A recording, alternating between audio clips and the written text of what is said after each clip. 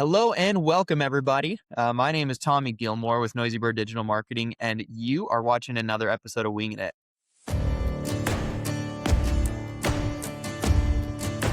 If this is your first week here, every week I talk with a different business owner, and this week I'm super excited.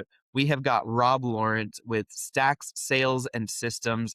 We're going to be talking about bidding. We're going to be talking about selling. We're going to be talking about systems. And most importantly, we're going to be talking about the mindset that it takes to win bids and not have to sell your soul in the process. So, Rob, I'm really excited to be here, man.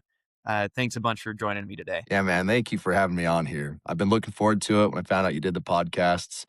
It's been something I've been looking forward to. So we'll get to it, man. I've been doing a lot of sales. So hopefully I can help someone out there who's just, thinks they're doing it wrong, thinks they suck. I mean, I think they'll laugh as well. Should have some fun today. Yeah. Well, I'm pretty excited about this one. I mean, this is a peek behind the curtain, maybe too inside baseball. People might not care, but this is actually the first podcast that I've had where somebody reached out to me instead of me reaching out to them. That's So me. you found the podcast. You said, "Hey, I feel like I've got something that could be helpful to your audience." We talked and we talked a lot. We talked over lunch. That was pretty cool. And then I'm pretty excited because I think that a lot of people have questions that you're going to be able to answer. So let's just dive in, man. Tell people a little bit about who you are, how you got started in the business world, and kind of what you're looking to do. Okay, that sounds awesome. And at my expense as well. I will be completely transparent with the audience today. So, I started sales. It was like 2012 really is when I started getting into it. I was doing a semester of music, uh, like at SUU, I was doing music. And I knew that was not like what I wanted to like. It wasn't going to provide for my family, but I wanted to just do it for a semester and then switch over to business. And in the meantime, when I was there at SUU, I had like 11 credit hours. No, it was 11 classes, okay, for Wow. 17 credit hours. Yeah, like music classes. Anyone who listens to this that knows somebody or has been in music, it's a lot. It takes a lot of your time. So I didn't really have the ability to go and get a regular job. And I always thought I would be a 9 to 5 guy. Honestly, even teaching band was like on the table for me at the time that I had heard about sales. But I just went to the job board at SUU, and I was like, and found one that was like $15 an hour, and it was vector marketing, which is Cutco. Okay, I'm like, it works around my schedule. Cool. And so I got into it there, and I actually thought, man, I'm killing it. Then some dudes from Vivint came and sat down with me, and they're like, all right, man, let's get into it. Okay, here's summer sales, right? And that started the summer sales thing. I did that for 3 years. I'd switched over to business at college, but I ended up just really, really sticking as like in loving sales. It was pretty ugly at times. I don't know. As we go throughout this podcast, it would be kind of fun to tell some of those stories. And what I mean by ugly is just like I really did write the book on sucking. Okay, like I was the worst. I was the worst in the office. I was the worst. Like I had 17 days straight where I bageled. I don't really know why I stuck it out. Well, I guess I do, but it's like coming from just I think there's so many people out there who do business and they just think like, I have this business, I have this idea, and it's going to take off and it's going to be amazing. I'm doing everything right. I'm a good guy, all those things. And I felt that, I felt that when I was out there knocking doors, like I'm a good guy. I feel like there were guys in the office that weren't good guys who were just doing a lot better than me. Like there were a lot of good guys too, don't get me wrong, but you start comparing yourself and you think like, what does he have that I don't have? And it's like a really hard time and it's a dark time and it's a lonely time. And so I do want to speak to the audience about that at some point in this podcast, maybe even just a little bit now. Like those moments are so hard, right? And I wanted to give up like anyone wanted to give up, but something inside of me was like, no, like you need to at least finish the season, right? My parents were really good about that. Like we could choose to play sports, didn't have a lot. So we didn't get a lot of sports opportunities, but like we could choose. But if we did something, like we did it 100% that season, you cannot quit midseason, right? Like, and that was a good lesson for me. And I think for business owners, like that's something important too, to realize like there's a season, like you got to stick your season out and don't, Yeah. don't quit early. And that happened, man. And then I caught some fire. Caught some fire at the end of the first year, caught fire into the next year. But I still had drawbacks that. And third year, I even had some problems. But finally, like I had moved out to Houston with my family and I started my own company out there. Like that's where I really started doing my own sales dealer. And that was in 2016. February of 2016, and, knocked my first door for my own business. And then the rest is history. I've done different products door to door, but I really, I transitioned out of the doors, did more B2B, did government contracting, which I know is a really, really hot topic for the people that are on your podcast. So that's something that, I probably can't get into just because it's hours and hours, but like I would like to touch on, getting government bids. We got $11.5 million in government bids in a year, which was great. But yeah, and then after that, just decided, well, hey, I can take this to the next level. I can share how to, sell, how to stay with it, and I can help companies build systems because, from accounting to everything, it just as I was going about my business, like I didn't have the resources at the time or the wherewithal or the brains to go hire someone else to do it. So I actually learned myself. And so there's just a lot of different parts of business that, I mean, I wish I did it different. I wish I hired it out, but now I can help people to do that, right? Same way that, you do the advertising for people so they don't have to go figure that out because that's a lengthy process. And then it's not just the ad dollars you're spending that's hurting you. It's your time. You could have been out doing your business and making money. And I did waste a lot of time, admittedly, if I'm being completely humble about it, like I wasted a lot of time to learn accounting. I love accounting now, but I wasted time to learn how to do it, and I wasted a lot of time learning a lot of different pieces of business. So if I could step in and help build systems for companies, great. Like they'll grow. They'll grow. At minimum, what I want people to get out of this podcast is enough value to be able to go out and do their thing. So that's kind of really what Stack Sales and Consulting has been. It's really Stack Sales and Systems because consulting is a buzzword, right? People think I just show up and tell them what to do.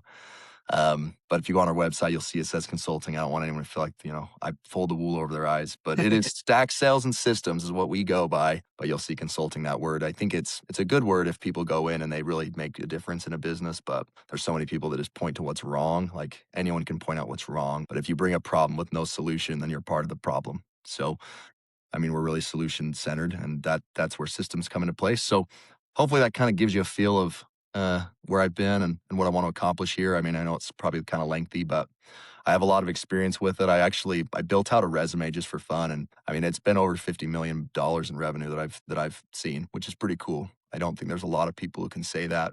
Mostly just I got in with the right products that were big ticket items. So I don't think I'm the best out there. I got in the right products and I recruited teams and I've overseen some pretty big volume. So Yeah, there you go.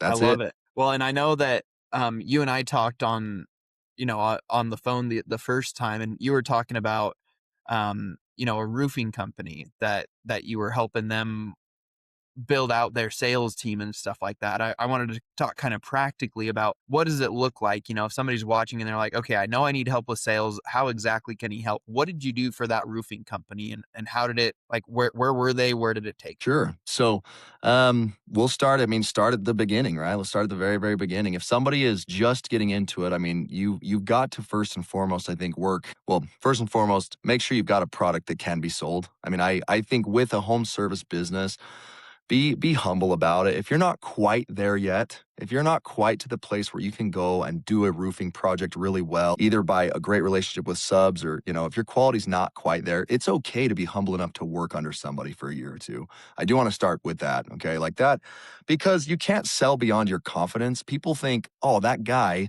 he could go sell freaking ice to an Eskimo. But like, no, you can't because the Eskimo doesn't need it, right? Like if there's an abundance of ice, like don't sell ice. Do something they need. And you don't have confidence. So you'd go in there and you'd have this janky pitch that people wouldn't listen to anyway because it's not genuine. I do great roofs. Do you? Like, who are you trying to sell here, me or you? And you need to have the confidence and not this made up confidence. People think you have to, fake it till you make it. No, you need to know first and foremost that if you're going to go, like, would you do your own? Would you do your parents? Would you do, think of the person in your life that matters most to you. Would you do theirs or would you recommend they do it with somebody else? And if your answer is they recommend they do it with somebody else, that's kind of phase one for me. Get to where you're confident in yourself because then you become an advocate for you and your business. Now, that being said, so maybe that's a precursor. That's the precursor to what I would say. So next step, hey, you've got it. You're confident. You're ready to go, right? You start in your circle because you don't have when you don't have money in your business, then you have time, right? And your time, you need to leverage your time to then make money. And then you start leveraging more and more. You start leveraging your money to make you more money. That's really the system that you eventually build. But in the short run, who do you know?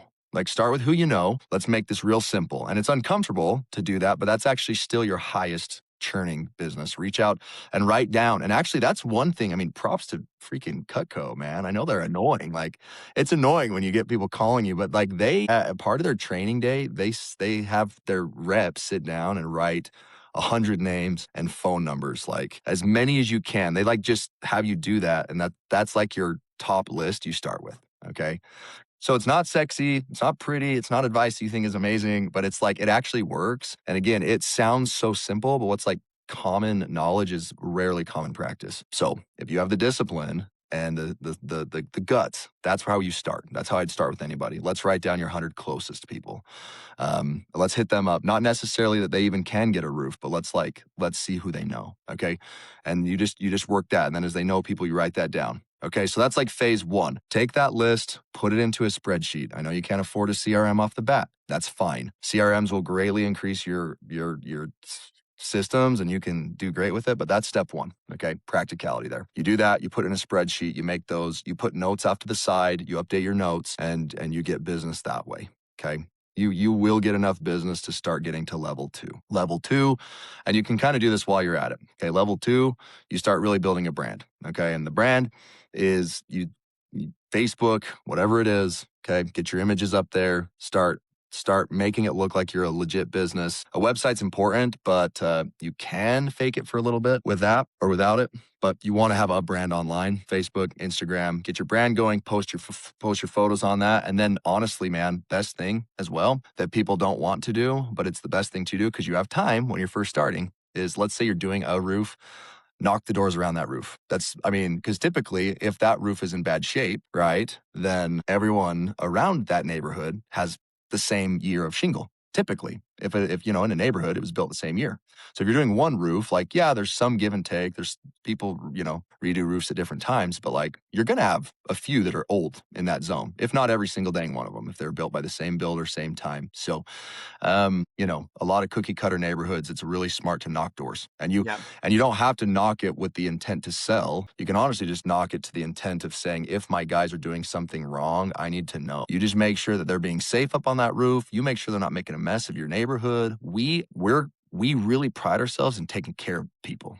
Okay. And all of a sudden, bam, you're getting more business. So, and that can apply to anything. It applies to anything. But as you can see, like already you're gaining momentum, right? Momentum starts to build and the website starts doing the work. And then from there, let's get a CRM and make sure you're capturing leads. And that's when you can reach out to a guy like Tommy and start really like getting your brand and image good. You don't necessarily have to be an expert in brand and image, but you got to find someone who is, right? Yeah. And that's where it really starts to enter into like, and what my domain really focuses on. So, I mean, ads and all of that, I don't focus on that too much. I focus on what happens when a lead enters into a business. So the business owner's kind of doing all of it at the beginning, but eventually that's not smart. Like it becomes really hard to scale really fast. And, you kind of reach this point where 60, 80, 100,000 is what you're pulling, but you want to go to the next level or you want to make a bigger impact. You want to hire people. And that's really where I step in, where it's like from the beginning, I can step in and I can help. But where it gets more exciting for me, like, is when a company really churns that $1 million mark and they start really going for bigger things. Then it's, getting the CRM to where a lead comes in. And when that lead comes in, what kind of messaging you know what I mean? What are you attacking right there? Because from your lead, something's going to come in to their CRM, right? They're going to come in interested and you put something on the lead for them, like you have some sort of a hook, some sort of a catch there. Once it comes in, what kind of messaging are they receiving from there? And there's automations you can use. There's softwares you can use. You can put a dang video in it. And you'd be like the owner, like, hey, I'm Rob. Like I own XYZ roofing. I own solar. I own whatever it is, okay? Landscaping. You can put that in there and people are like, dude, like they're not getting that from the competition. You know what I mean? They're not getting that. What kind of a sales process is being used? What kind of touch points are happening? I mean, by the time your closer or you as a business owner sit down with somebody, like they already know you and they already trust you and they're not going to shop you anymore. And then you can start, pricing accordingly. If they don't by what happens there, right? How do they get moved into your CRM? What process? What drip campaigns are there? And these things all sound, fascinating, but like you need them like applied. You need to do them, Yeah. And every one of these has a rabbit hole of years and years that you could go and explore. Like, and so when you have somebody that can do it, and just if somebody can come to me and say, yeah, this is really what I'm after. I want this kind of messaging. I want to be the hometown hero. Great. Let's make it that. Or I want to look like I do skyscrapers in New York. Okay, great. Like we can do that, but it's all about messaging and it's all about, what kind of experience the customer is receiving. And that's really where you start scaling big. You have to be able to give the customer a very consistent and beautiful experience, or they're going to be like, see ya. And that happens through processes. So to answer your question, yeah, that's how I'd start though, because I think that's more people are going to watch this are going to be in that boat. But I hope actually we can get some of those 1 million plus people that are like, yeah, I'm ready to like really partner up and do something big. Cause that's where, you get a CRM like go high level and you can set it up to have buckets and really it's robust. And that's where companies start really blowing it up. And that's not an accident, beautiful Yeah. website, engaging content, knowing how to target market like you do. I mean, you, yeah, it's not an accident, but that's kind of where we begin is just helping people realize, oh yeah, like I can going from this is a concept to wow, this makes money, impatient for profits to then, okay, here's my sales cycle, my sales process. When a lead comes in, this is what kind of experience they get. And when my closers go sit down, this is the flow they use. I mean, we build pitch decks as well and stuff where closers can follow. Because again, a process, if people are comfortable with the process, like they're confident when they sell. If they're not comfortable with the process, then they'll come off unconfident, which actually weirdly enough translates to the customer as shady. Mhm. Like it doesn't come off as, oh, this guy has no confidence. It actually comes off as, I can't trust this guy because he's shady, which is weird, but it's just what it is. So anyway, so that hopefully that kind of helps answer that. It's a bit of a process, but as the owner grows from first starting to make money to then building out their own little sheet to then getting a closer to then doing a sales process with the closer to then getting a CRM to then getting drip funnels and campaigns, that's how I do it. Yeah. Okay. Well, And then and you just, the beauty of what you do here, and this is a big problem within most of the service trades right now, is private equity, right? You have these big private equity companies, they come in, they buy up, the mom and pop spots that people recognize, they keep the branding so that way people don't realize this is actually owned by a bunch of, millionaires. They all own, 3% of it or whatever, right. and they put their systems in place and make it hard for people to compete on Google. Like that is just the reality of what's happening right now in the trades, and it'll continue to happen over the next probably 10 years as all the boomers retire.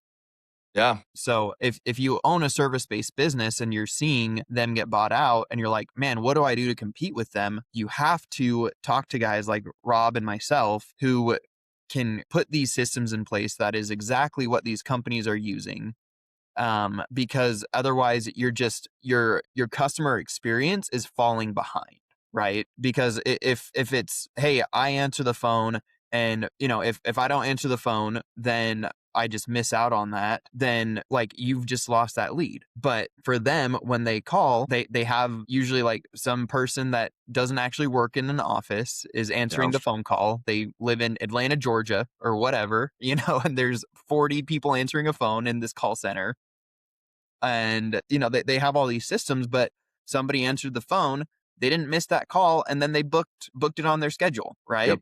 and I so know. and so if you don't Yeah. have those systems in place, it just doesn't matter. Like you're just going to fall behind because your customer experience is falling behind. Like Rob said, when you get an email that is a welcome email from the owner saying, "Hey, this is me. You might not see me on the job this time, but I personally train every single person that comes to your house. I'm really excited about who you're going to be having come fix your HVAC this time. He's been trained and I know he's going to do a good job. Thank you for trusting me and my business and giving us a shot." If I get that email, shoot, dude, like that's almost a done deal at that point, right? So Yeah. you have to Oh, yeah. that's how you improve your customer experience and you keep up with the changing times that are really coming for home services. Yep. Yeah, I think we sell it wrong, and it's to ourselves, right? We sell ourselves on this idea that, yeah, well, when my customers call me, like they call me and I can pick up the phone and I can answer it. Like, and that might be true today, but that's not gonna be true next month or if you're doing your business right, right? like, it's not gonna be true.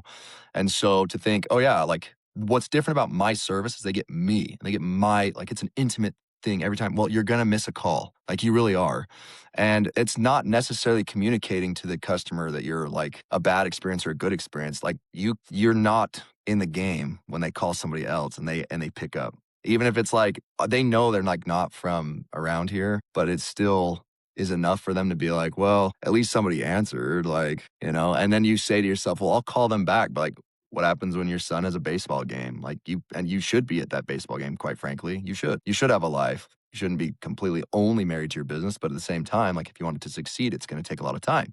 Mhm. But at what expense? Like, you're gonna sacrifice your family for it, so you don't take the call. You don't take the call. Well, someone else is gonna take that call, especially if they have the resources. You can compete against big money by being creative and having wonderful experiences for your customers. You can compete.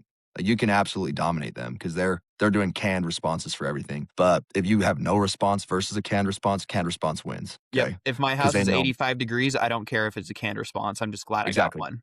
Exactly. Yeah, that's well said. Yep. You got a leak in your basement. I don't care. I don't care if a robot answered my thing and said I can have somebody out there tomorrow. They said it first. I'm booking it, and that was all automation, and that can be set up where it's like, hey, we can be there tomorrow at this time. Blam! It goes on a calendar. That guy's coming out. You're done. You did it, and they can, dude. You can set up where they prepay for crying out loud. You can get paid. You make sure you're getting paid on all those things, and your business is flowing. Send a feedback response, personal video, thank you, right? Like, you're on, Tommy. You got it. Some response is better than nothing. And Mhm. if we're not implementing those things, like, we die for sure. Yeah. So Well, one thing that you were talking about earlier, is you talked about sales confidence, and when, especially when you lack it, it just comes across as like, I'm being duped by this person. It's not a, hey, this person just isn't confident right now, or inexperienced or new at sales. yeah, It's, what are they trying to pull over on me? yep. That's Yeah, what it I think triggers. that's yes, absolutely, and I mean, I wanna speak to that psychology a little bit as well, like, because that was crazy to me to actually learn. Like, I never ever thought, so I'm a small town Cedar City boy, right? Like, I actually grew up in Enoch, like, small town, like, you know?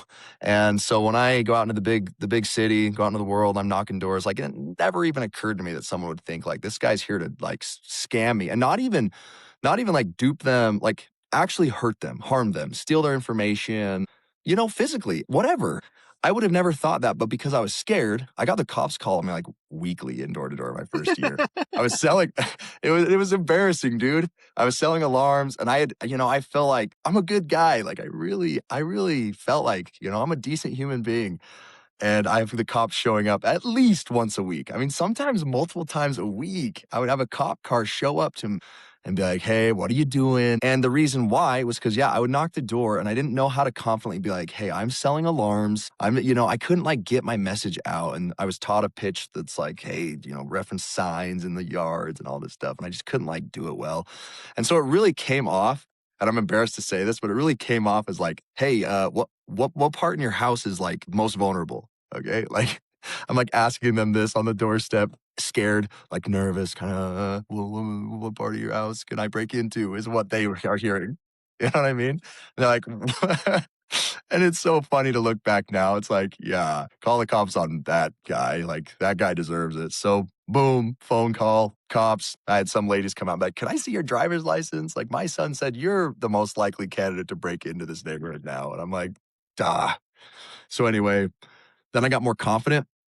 And honestly, I switched my pitch for a while just to get more confidence. And it was literally like I would just show them my badge. Like my pitch literally was crazy. I would just show my badge, say, "Hey, I'm a door-to-door salesman. Like, that's why I'm wearing the badge. You know why I'm here. I want to earn your business. We do smart home. You can look at it from your phone. It actually protects your house and it's pretty cool.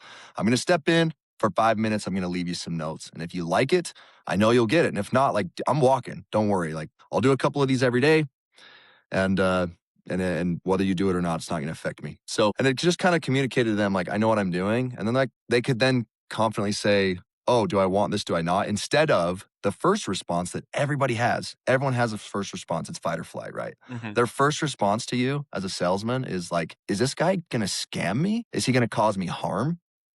Like, and it shouldn't be that, but that is just how our brains are wired. That is triggered every time. Like, when you come into a room with somebody, like, that is the natural flow. Is this person a threat to me? Is this person, like, That literally is the just how we're wired. So, and honestly, with everything digital that's out there and all this scams and stuff, like actually funny enough, just today, one of my virtual business cards got compromised. So it's like, and it's not a big deal. I just cancel it, but it's like that happened today. Yeah. So there's danger out there.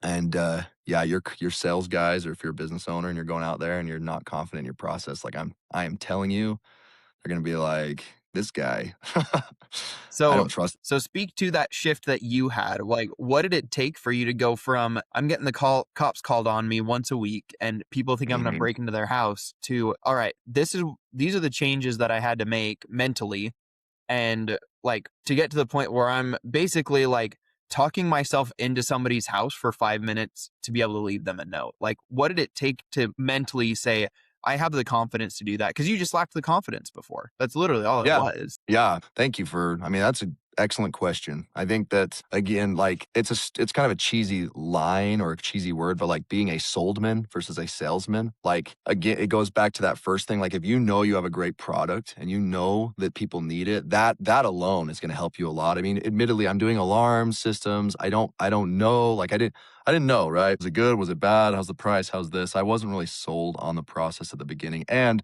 well, the process that I was taught as well was like, tell them that we're going to put a sign out in front of their yard and that sign is going to give them a discount on the alarm. And that story makes sense to the customer. And then you can sell them an alarm. And it didn't make sense to me. It didn't make sense to me. And so I wasn't able to sell beyond me being sold. Okay. It's kind of the first thing that happened. Once I realized, okay, look, people are buying these things. They're pretty cool. You can get a doorbell camera. You can see who's at your front door. That was kind of, a new thing. And there were some really cool features, some cutting edge features. And I thought, hey, like, let's go do it. And then the other thing, like for me, I had to get over personally, do I want to do this anymore? You know what I mean? I had to personally get over, like, I had one foot out when I was not doing well. I had one foot out the whole time because it's like, man, I'm out here knocking doors in the heat. Like, what am I doing with my life? This is not how I envisioned my life going.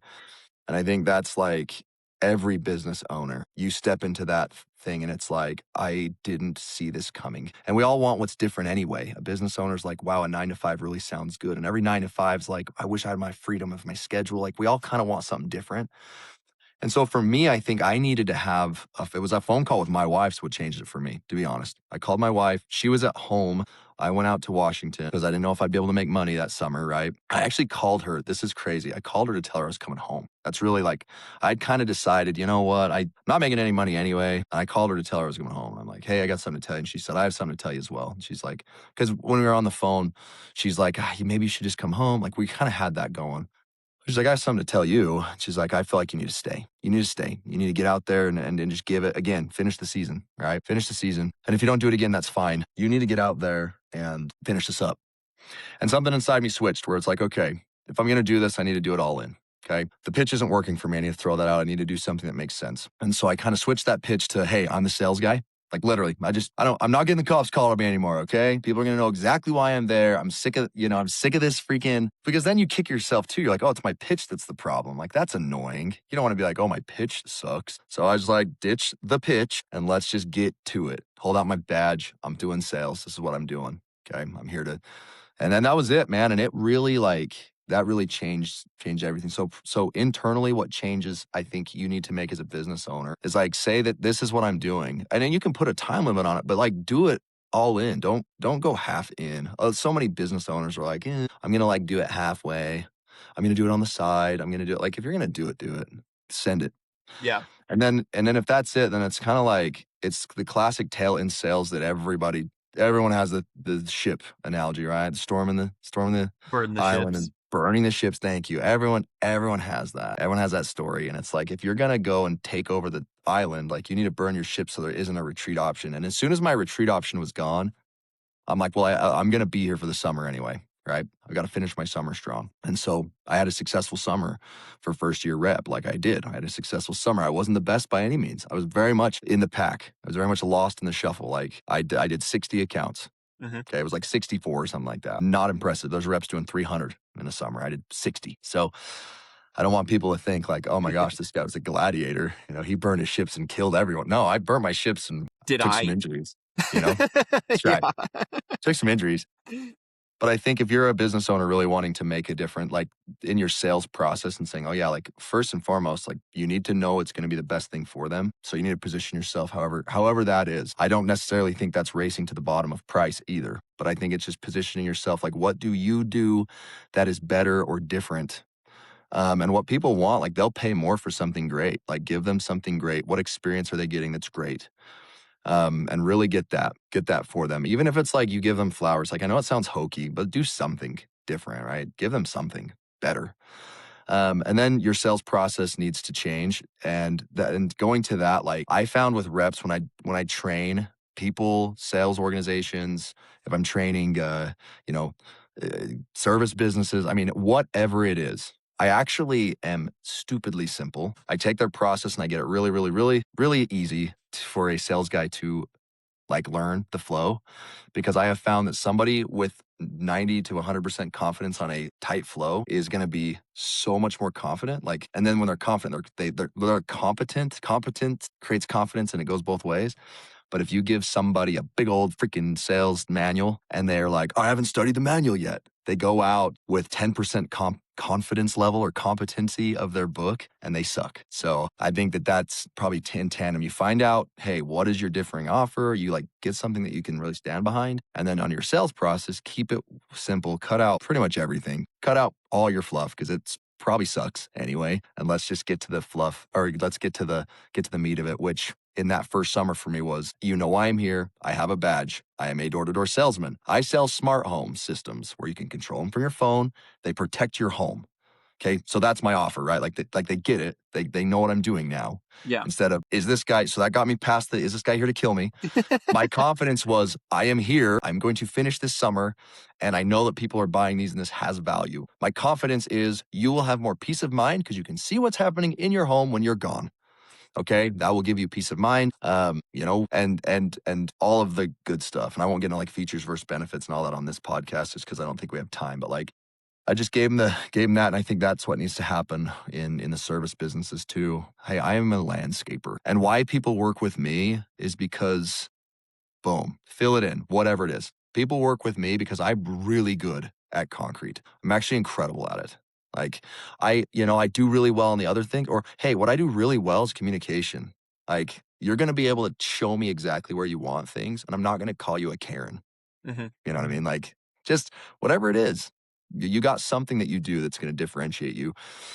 So take that. That's your angle. It's why people like to work with you. If you're a real estate agent, right? It's like, hey, I don't have a lot of clients. Well, that's a benefit to you, actually. And here's why. Now, you're going to pitch somebody and say, look, why people like working with me is I don't do a lot of these per month. And that might sound weird to say to you, but I say it because when you call me, I'm here. I'm not closing 15 deals a month, right? Like your house is my house. Well, And that people like. and you can even, Mm, put a spin on it a little bit and just say, you know, my because of my customer experience, like to keep my customer experience where I want it to be, I only take on 5 clients at a time or whatever. yep. You know what I mean? They can be your only client. They don't Yeah. have to know that. But if you're Yep. a brand new real estate agent and you say, look, I only ever work with 5 clients at a time, they don't need to know this is your first ever closing. Exactly. Yeah. They don't need to know at all. But They don't even know that at all. yeah, I mean, put that spin on it. Let them know. So, because I only take 5 clients at a time right now, like I will answer your phone calls. I'm there on every showing.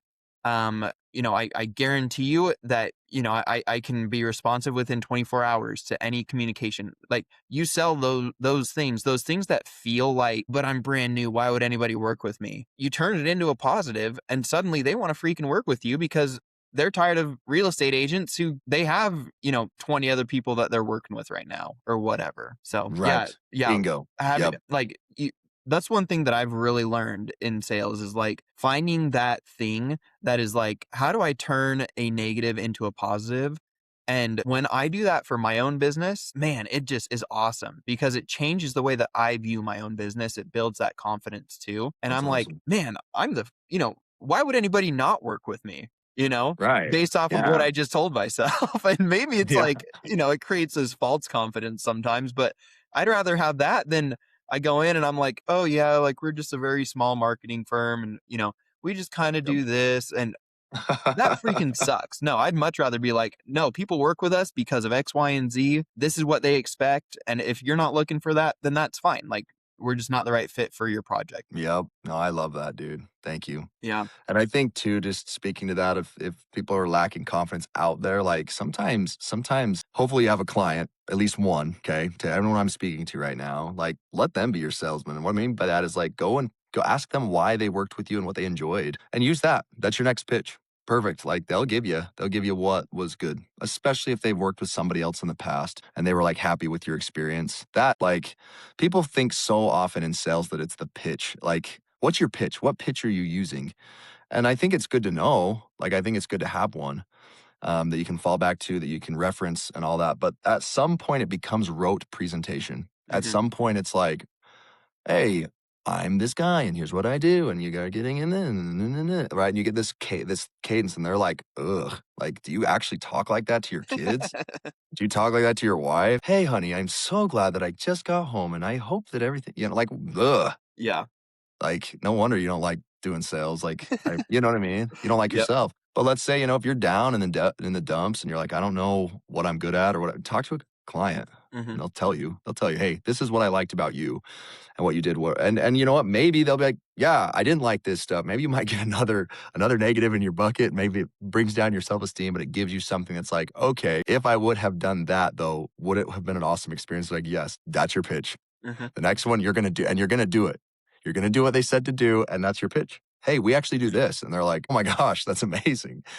And then you do it. Right. Like it's just funny.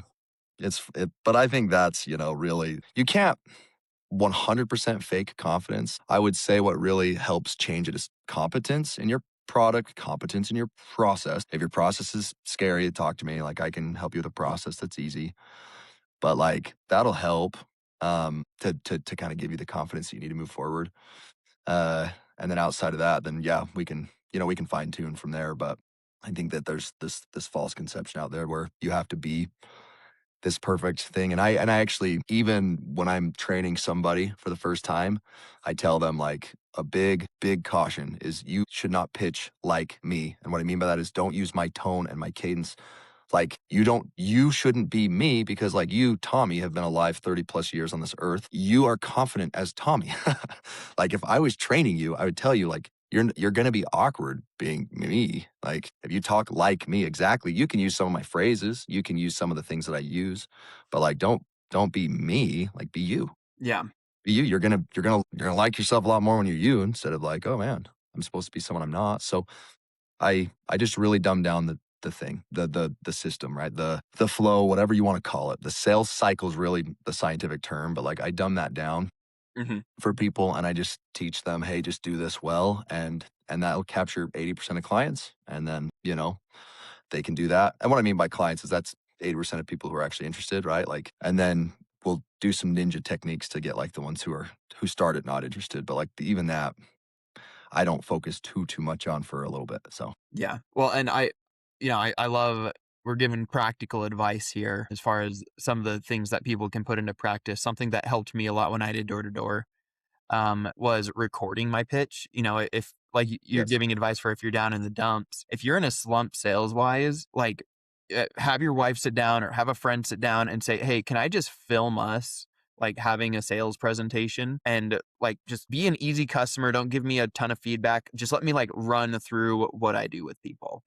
Go through it, videotape it, and watch it back. You will hate every minute of it because you're going to see exactly where it's like, I'm trying to be somebody I'm not in this Yeah. whole part. Or Yep. like the way that I say this sucks. And that's going to be the first step of all right, this is where it's wrong. And then do I need help from somebody? Do I get a friend to help out? Do I employ somebody like Rob to help out with it? Like what do I need to put into place to fix it? But at least you'll have an idea of okay, this is where I'm going wrong. That helped me so much, and I still do it. That's so awesome. I record my sales calls, pretty much all of them now, and I watch back pretty consistently because That's awesome. I've never had a perfect sales call ever. I've been doing sales since 2016, and Yeah. I don't think I've ever done it exactly right ever. And so if Right. I did, I wouldn't want to. I want to learn from every single time that I talk to somebody because I think that that's how we become I better. love that. Thank you for bringing that up. Yeah. Got to measure it. You've got Yep. to track and measure performance. I'm glad you brought that up. I absolutely do audio most of the time, but videos are great too. And just listening to people think they're talking slow. They're not. They're not. Their pitches are fast. Mhm. People think they're not changing their voice. They are. And when you hear that back, it's eye opening. It's eye opening. It's like who knew that sales was as easy as just talking to somebody as like they want to be spoken to, and who knew it was that hard? Yeah. Who knew it was that hard? But Yeah. Well, good, well said, though. we're wrapping up to the end here. But I did want to ask you just one more question. You've been in business a long time. You started your own business. It's taken many forms. You've seen all kinds of businesses, all kind of verticals. But in your time in business, what would you say has been the best piece of sales advice that you've ever been given, and what did you do to implement it? Thank you for that question, by the way. There's a guy who was, like, my manager and a sales mentor, quite frankly, good dude, and, I was on my 2nd year, I was doing like, a blitz trip before the summer, so, you wanna hit your higher pay scales, and I'm like, "Yeah, I'm gonna get out there, make some money, and really set myself up for the summer," and I actually bageled it up again, like, Yeah. I remember I, like, went back down, and I was outside just so frustrated, and he came out, and I was so mad, just so frustrated with everything and discouraged. And I really expected him to be like, "Oh, you just need to do this or adjust this or this."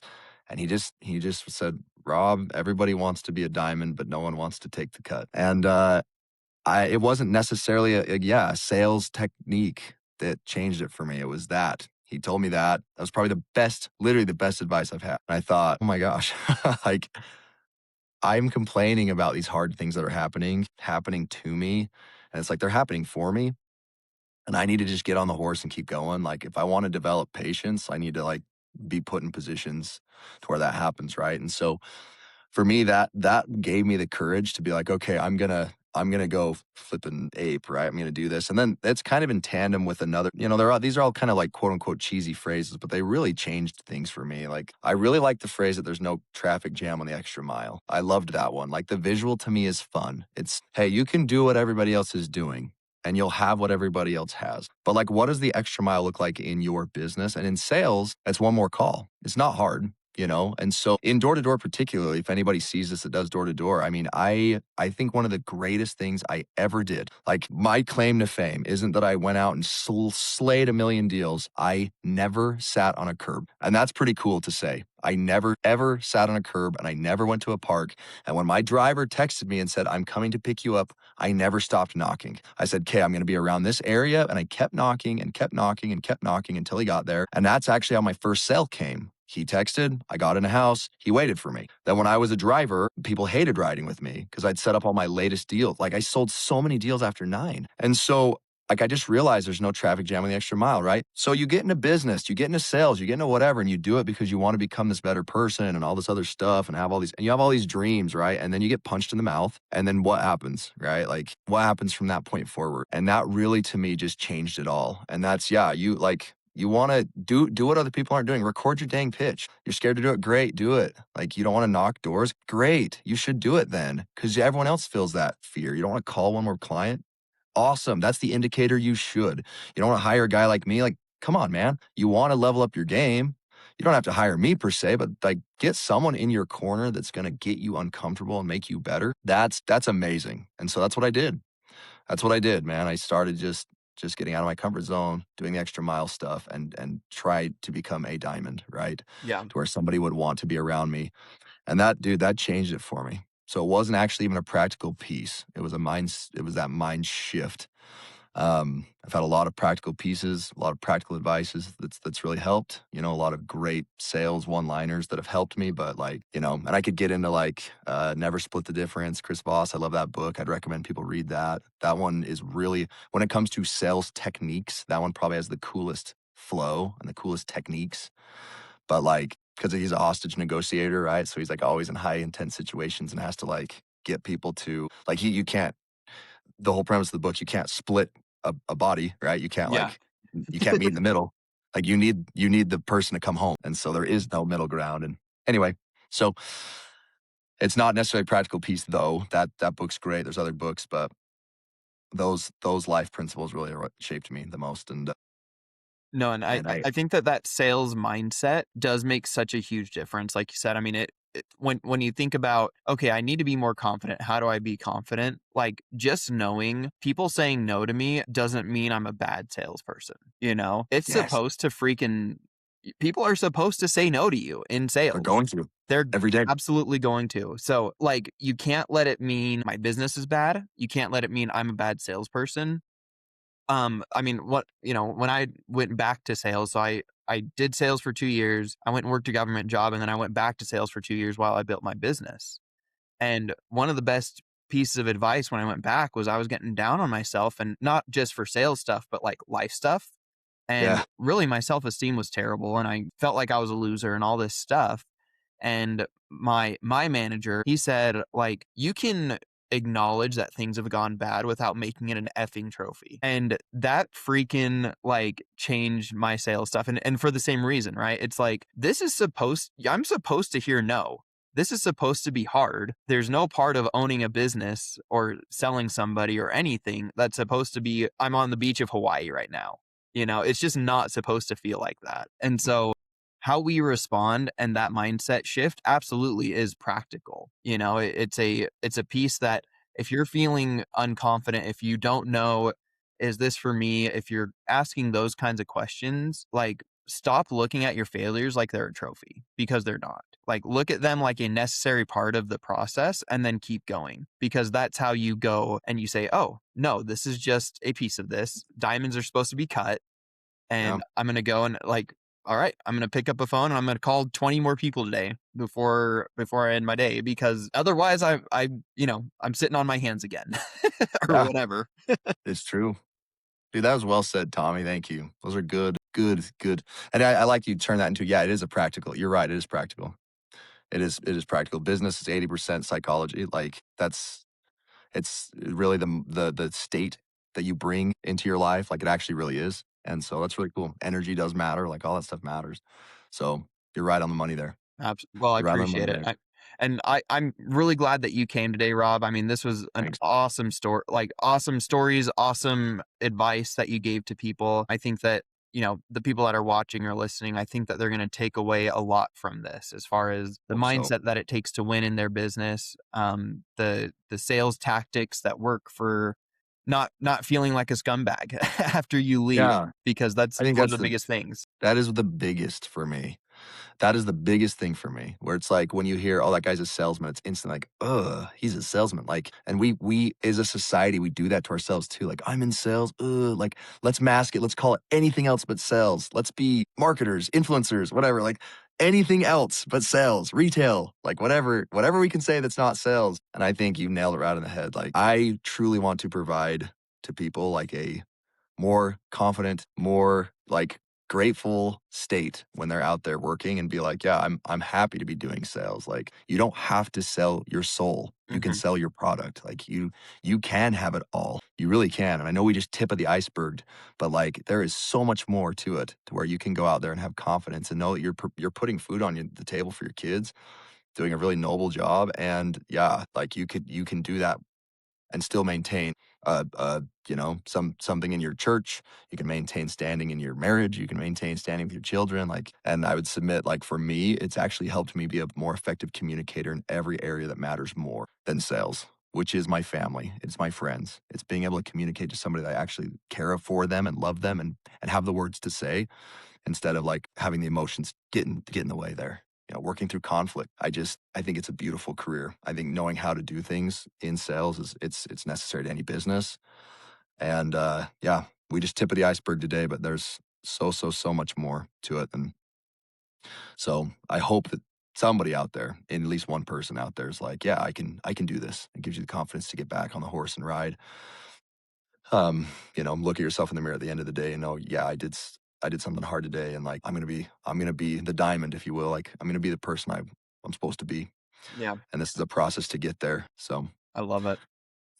thanks. Yeah. Well, Rob, where can people go? It's wantstacks.com is your website, Yeah, the right? website is wanstacks.com. They can find us there. Shoot me a text.